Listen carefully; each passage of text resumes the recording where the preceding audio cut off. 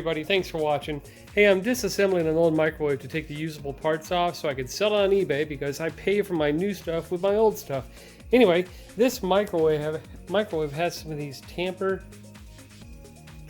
screws on here, these security screws, and I have a lot of bits for a lot of different types of screws, but I don't have this one, so I want to show you a quick DIY hack on how to make this into something real useful, a real unscrewable. And in fact, I'm just going to make it for my slotted screwdriver, and I'm just going to use my Dremel with a cutting disc, and I'll show you how to do that.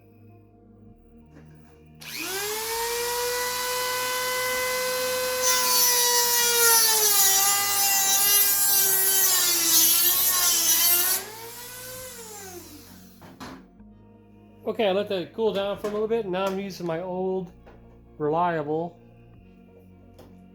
screwdriver, and